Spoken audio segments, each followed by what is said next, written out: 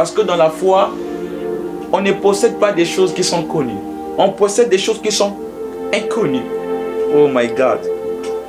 Je suis en train de méditer et j'ai trouvé quelque chose qui m'a vraiment poussé à louer Dieu. C'est par rapport à la foi.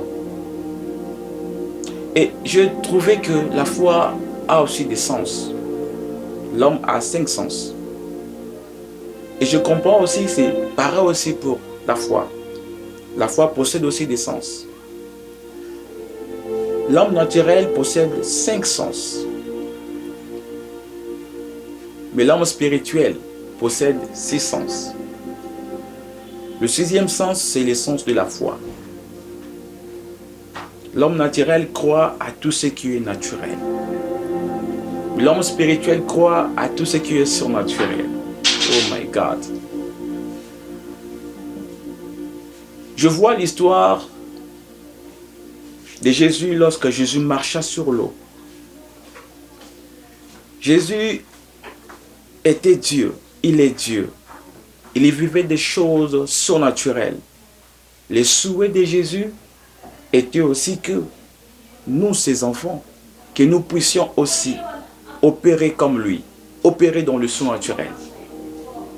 Comment pouvons-nous opérer dans le surnaturel si nous ne possédons pas la foi? Comment pouvons-nous faire comme Jésus si nous ne possédons pas la foi? C'est impossible.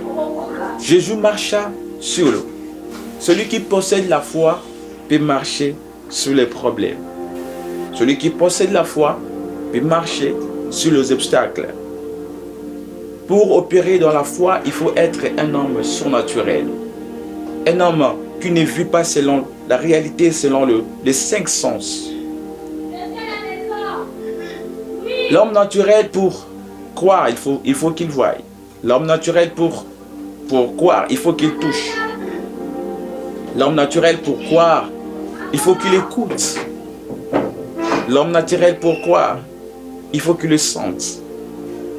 Mais l'homme spirituel, pour croire, il ne faut pas qu'il le touche.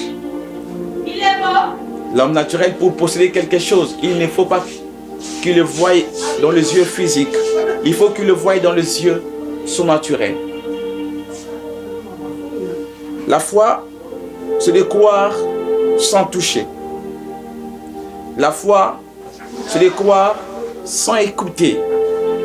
La foi, c'est de croire sans voir, mais tu crois. Il y a une autre vérité que j'aimerais ajouter, c'est que la foi, c'est de sauter dans le vide. Abraham a cru à quelque chose qu'il n'a jamais vu. A vu à un pays qu'il n'a jamais connu. La foi, c'est de nous amener dans l'inconnu de Dieu. Oh my God. La foi, c'est l'inconnu selon les hommes naturels. Mais c'est l'inconnu selon les hommes surnaturels. Abraham a possédé quelque chose qui était inconnu.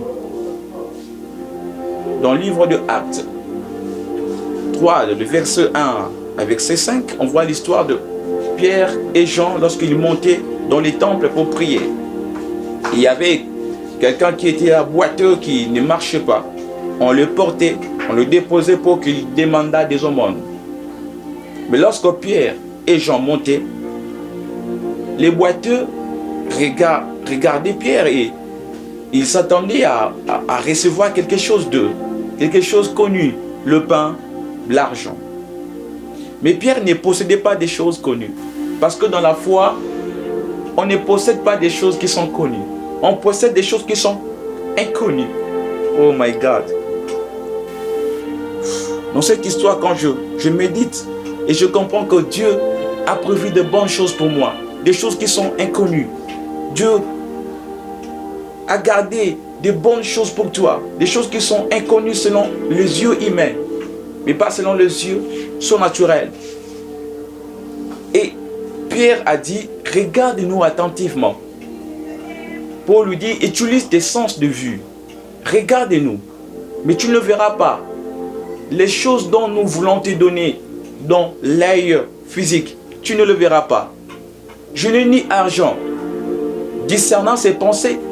Pierre, connaissant très bien que le monsieur s'attendait à recevoir le pain, s'attendait à recevoir aussi l'argent. Je n'ai ni argent, ni or, mais ce que j'ai. Pierre, qu'as-tu? Ce que j'ai.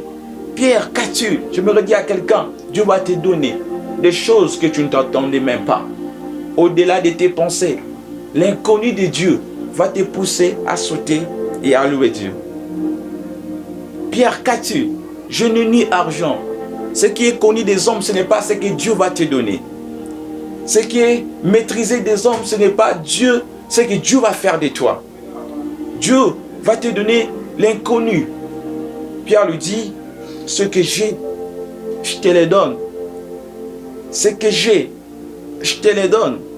Lève-toi et marche. Le boiteux a reçu quelque chose qui était invisible. C'est pour cela que je vous dis, la foi, c'est de posséder des choses qui